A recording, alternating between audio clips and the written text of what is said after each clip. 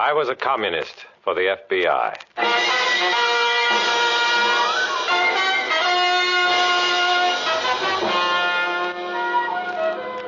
Starring Dana Andrews in an exciting tale of danger and espionage. I was a communist for the FBI.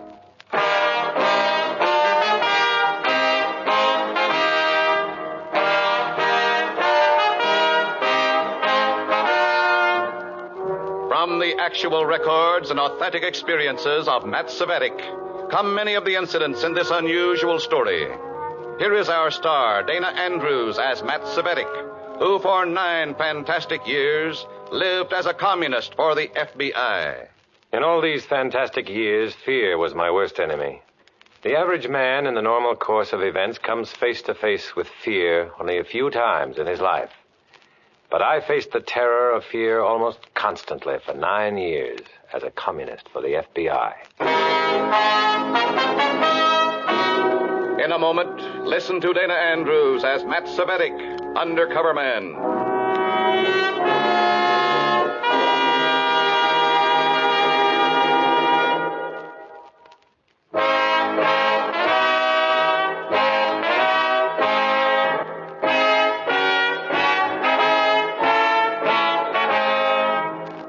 Now, here is Dana Andrews as Matt Savetic, undercover man. This story from the confidential file is marked The American Kremlin.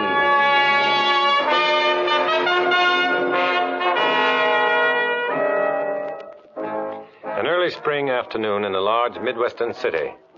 The sun has found its way through the haze that shrouds the downtown business section and is drying the remnants of a morning shower.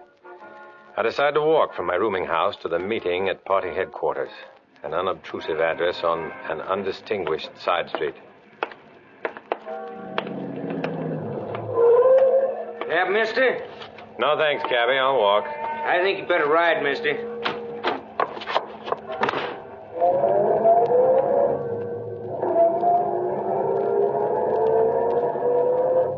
Lane 4 is 7. 7 is a lucky number. You're clear. No one following. Why the emergency contact? 2 top agents of the MVD have been smuggled into the country. Their job to close any loopholes in party machinery. Who are they? We don't know who they are, what they look like. But so far they've been efficient. Too efficient. 2 of our New York contacts disappeared. There's a chance these agents are here right now. You see them, we want them. Now don't waste any time calling your contact. Anything to report? No. Okay, you can let me out.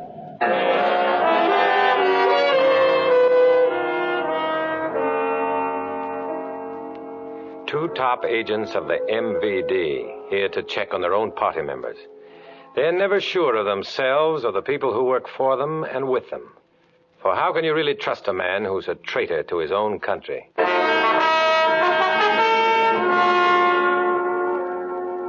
It's still rather early for my meeting, but there before me is the party headquarters. Outwardly, it resembles some of the other faded and forlorn buildings on the street. But there the resemblance ends. For this building is the nerve center of the entire communist network in this section of the country. This is the American Kremlin.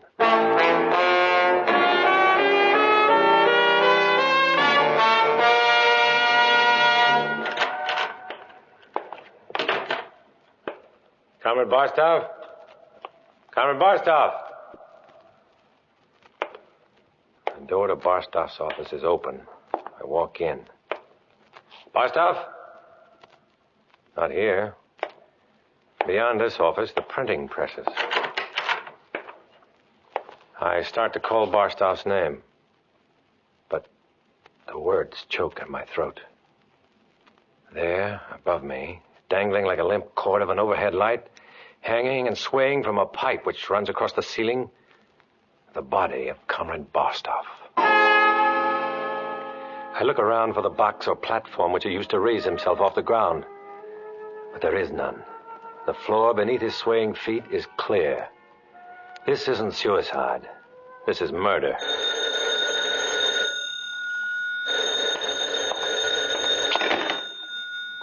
Hello? Yes? Is it done? Yes.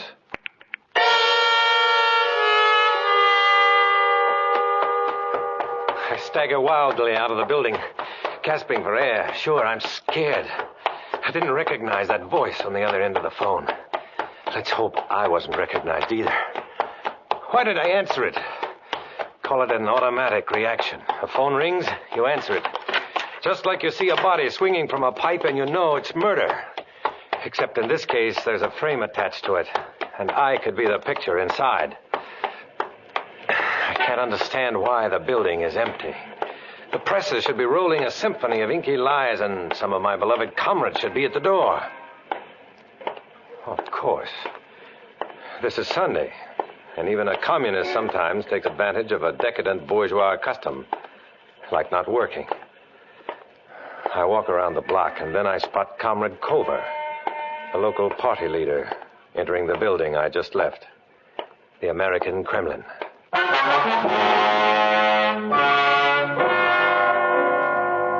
I wait about 2 minutes, and then I walk back in. Who is there? Well, it's me, Comrade Svedik. Quickly, lock the door and come back here.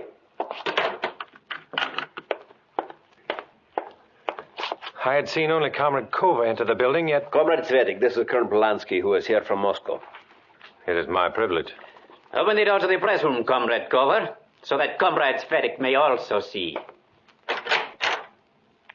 Barstow? Who did...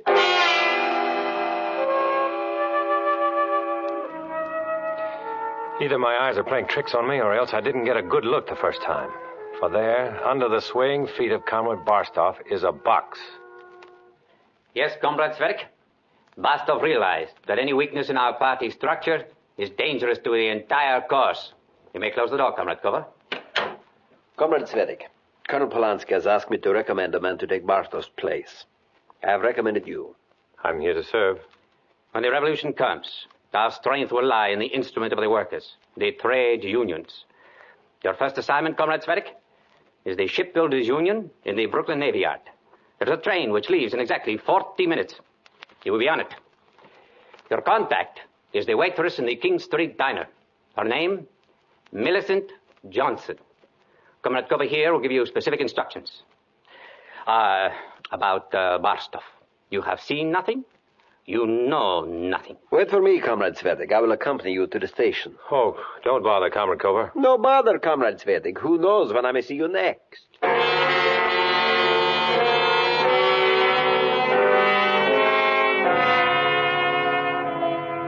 He helps me pack. He helps me find a cab. He's too much of a help. He's right with me as we enter the railroad station. I buy a ticket, look at the clock. There's less than 10 minutes to train time. 10 minutes in which I should get to a phone and tell the FBI that one of the two MVD agents is right here. But how to do it without arousing suspicion on the part of Comrade Cover, who is being most solicitous and most comradely. Comrade Cover, will you watch my bag while I wash my hands? Sure, go ahead.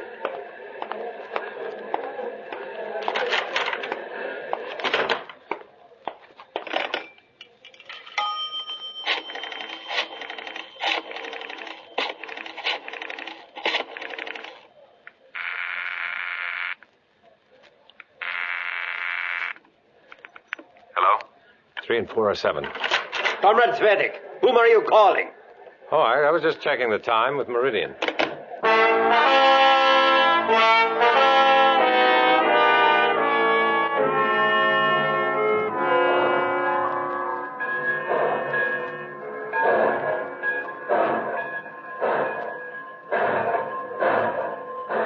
The last thing I see as the train picks up momentum and speeds out of the station is Comrade Cover standing on the platform and smiling goodbye.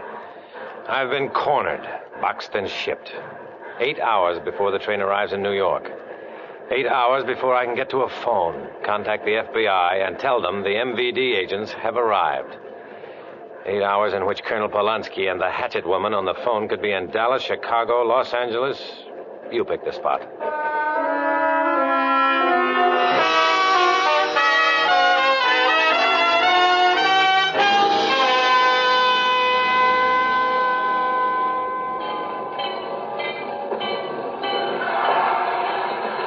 Penn Station, a canyon of noise and activity. I disregard the porter with the outstretched hand waiting to take my bag and head for a telephone booth. I call home to my FBI contact and reverse the charges. Hello? What are you doing in New York? I'm on my way to the Brooklyn Navy Yard, replacing a local comrade who was killed. Details? August Barstow, party courier. Murder made to look like suicide. The body was still hanging in the press room when I left 8 hours ago. Be careful how you check it. I don't think anybody knows except myself, Comrade Culver, and one of the 2 MVD agents you're looking for. Name? Colonel Polanski. I think his partner is a woman. What's my Brooklyn contact number? Your Brooklyn contact number is...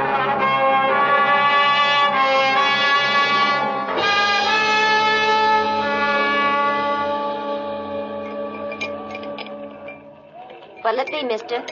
Hello, Millicent. Hello yourself. Brooklyn isn't near Pittsburgh. Pittsburgh isn't near Brooklyn. We've been expecting you. The meeting starts in 30 minutes. I finish here in 10. I'll get you a cup of coffee while you're waiting for me.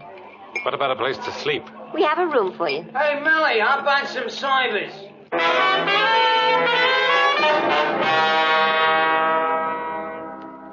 Brooklyn headquarters is an innocuous 3-story brownstone, a couple of blocks from the waterfront. A converted rooming house which boards all the local agents. I'll be under constant surveillance here. Is this by design or accident? Ah, Comrade Millicent. Come in. And this is... Comrade Svedik from out of town. How do you do? How do you do? Where is Comrade Aachen? She's due here any minute. She, Comrade Smith? Yes, Comrade Hedvig Aachen, one of our most brilliant party members. Direct from the Stalin Institute. Are you discussing me? Ah, Comrade Aachen, this is Comrade Svetik. Where is Barstow? I'm taking his place.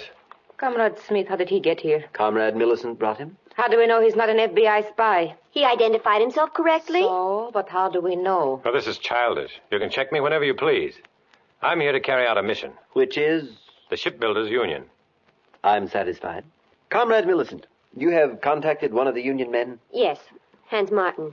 He's been a party member for 2 years, and he's anxious to do what he can. Comrade Svetik, this is an important union. They are at work on some vital naval projects. So far, we have only been able to win over Martin. But one man in there is not enough. He will help you join the union. When do I meet Comrade Martin? He comes into the diner every day before his shift, around 3:15. You be at the diner tomorrow, and I'll introduce you.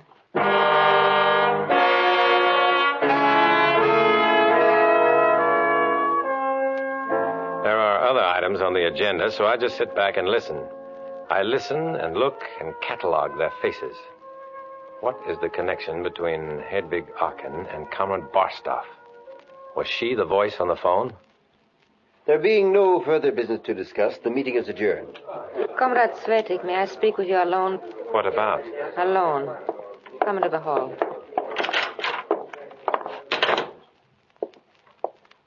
What's on your mind? Why did you kill Barstow?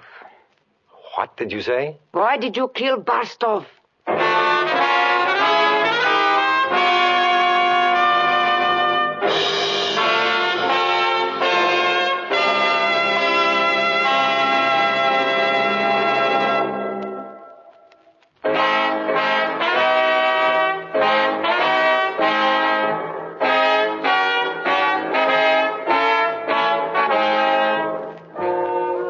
Back to Dana Andrews, starring as Matt Savetic in I Was a Communist for the FBI, and the second act of our story.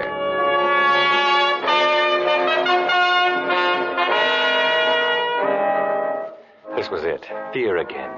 Fear projected by the cold, deadly, accusing voice of Comrade Hedvig Aachen. Why did you kill Barstow? I had to stall for time. The best defense is an aggressive offense. I grabbed her arm and replied, "What did you say?" Why did you kill Barstow? Let go of my arm. You're hurting me. Come on. Let go. Let go. What is the meaning of this? Come on, Comrade Aachen. Repeat what you just asked me. You fool.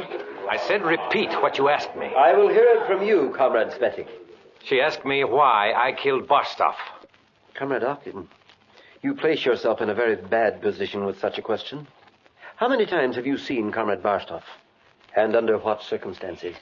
Was there a romantic attachment Comrade between you? Smith, you exceed yourself. Comrade Smith, Perhaps Comrade Okin's suspicions might be alleviated by a long-distance phone call. And you might ask Comrade Cover why Colonel Polanski recommended me. Colonel Polanski? Comrade Smith, I wish to withdraw my charge against Comrade Zvetic. Good night.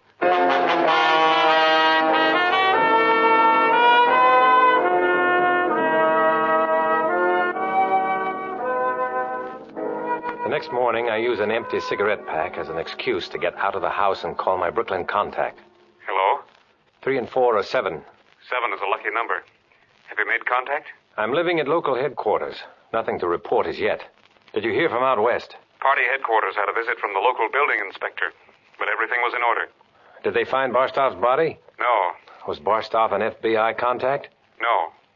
Okay, if he were, you wouldn't tell me. Any other contact besides you? The shoeshine man outside the King Street subway station. Tell him you prefer a red polish. A deep red polish.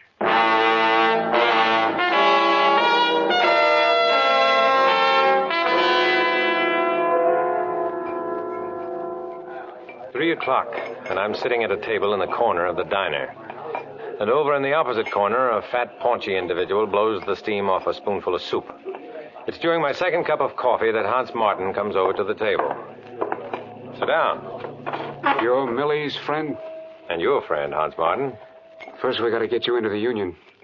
There's a meeting of our shift tonight at 11:30. The business agent for the union will be there. You meet me at 11:30, and I'll introduce you as my cousin. Where is the meeting? In the warehouse off Pier 9. And don't worry, nobody will stop you. Just walk past Pier 10 and across the cutover, which you can't miss. Meet me at the entrance to the warehouse.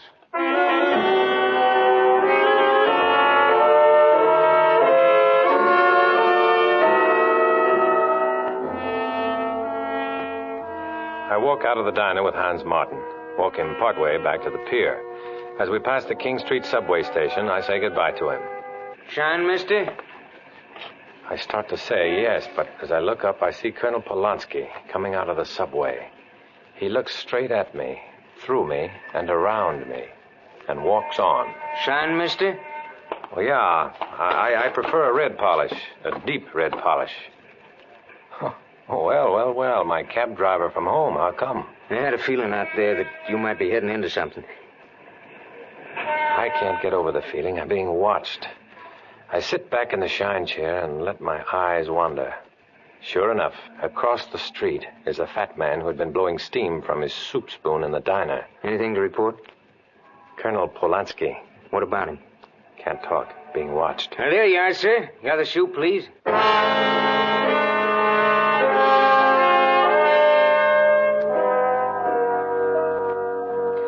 As I walk away from the shoeshine stand, I notice that the fat man has disappeared from the doorway.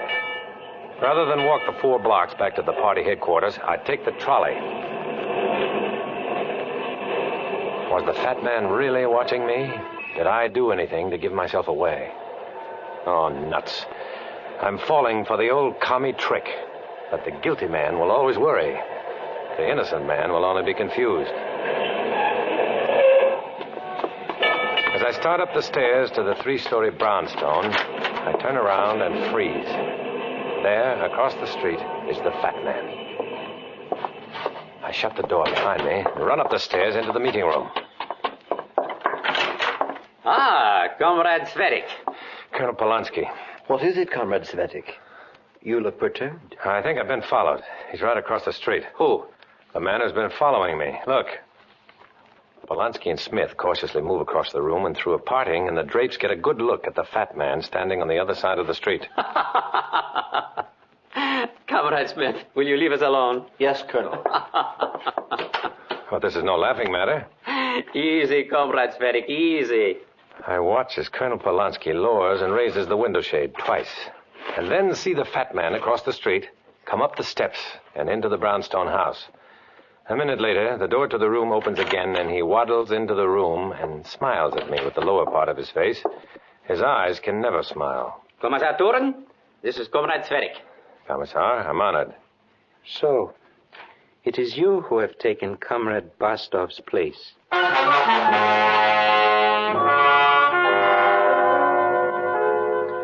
This is the other member of the 2-man team from the MVD. This is the voice on the telephone. I watched you handle your contact in the diner, and I'm very pleased to know that we have such workers in the party. Good. Comrade Zvedik, what have you arranged? I'm to meet Hans Martin on the pier tonight at 11:30. He's introducing me as his cousin to the business agent of the union. I should have no trouble. My dear comrade, but the test of a good agent is to always be prepared for trouble. Colonel Polanski will accompany you. In the meantime, I suggest you get some sleep. You look tired.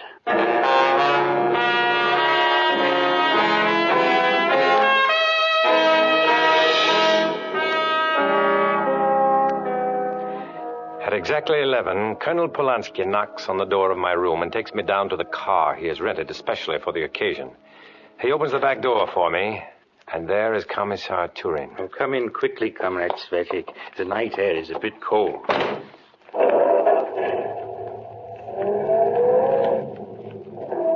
Comrade Svetik, you wonder why a commissar and a colonel should accompany you on such a routine matter. My duty is not to wonder, just to obey. Very convincing, Comrade Svetik. You should not have run out of the building where you found Bastov's body after you spoke to me on the phone. Oh, yes, do not look startled. It was you. And you should not have entered the building a second time and acted as if it were the first time you had seen the body of Comrade Bastov. And finally, you should not have called the FBI. This is some sort of joke. I don't get it. Oh, come now, Comrade Svetik. Spy, traitor, fascist tool of the FBI. Let us put an end to pretenses.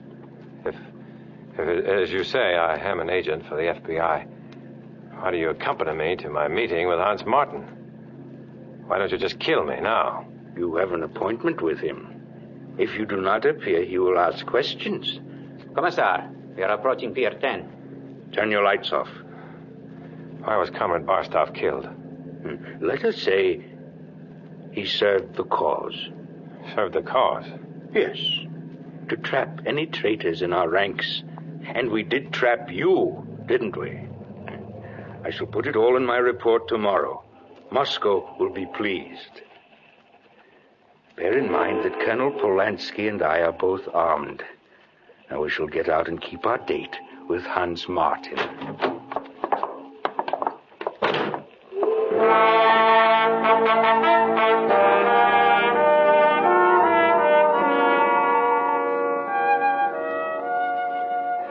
The shrill whistle of the tugs, a basso boom of the larger vessels are playing a funeral dirge across the night winds of the Brooklyn waterfront, carrying the coffin to its final resting place. You think you get accustomed to staring death in the face only.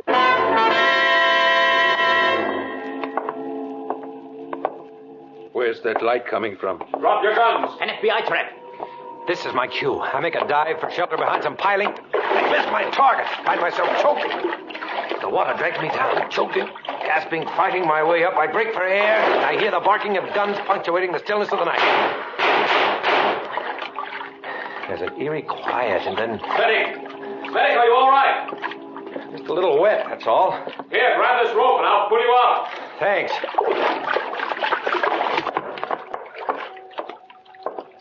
Where are Turin and Polanski? We've got them. Are they dead? I don't know. The boys will find out. How did you manage to get here? We've had a stakeout on local headquarters ever since you arrived. The shoeshine man reported your contact, and when you got on the car tonight, we just followed. Did anybody else know of their suspicion? I don't think so.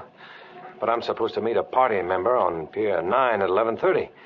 What time is it? Well, that's the 11:30 break now. What do I do? Tell him you slipped and fell overboard to explain your wet suit. We'll take care of Polanski and Turin. Well, what are you waiting for?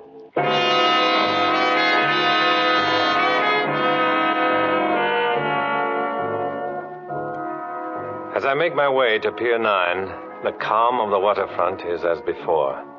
As if those gunshots had never been. As if Polanski and Turin had never been. But there will always be more Polanskis and more Turins.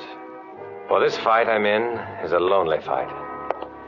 An undercover man who must forsake his friends and family for the false friendship of the comrades in the party.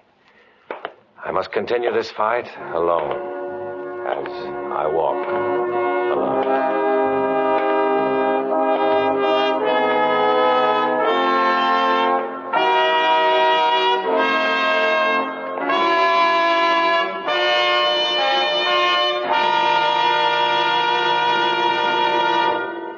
Dana Andrews will return in just a moment.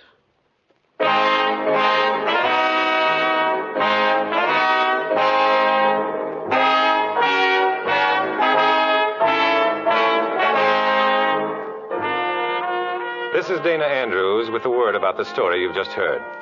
In this episode, as in all others, names, dates, and places are fictitious to protect innocent people.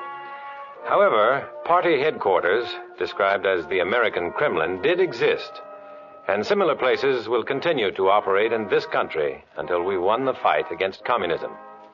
Next week, another exciting adventure based on Matt Cvetic's experience as an undercover man, a communist for the FBI. So join us, won't you?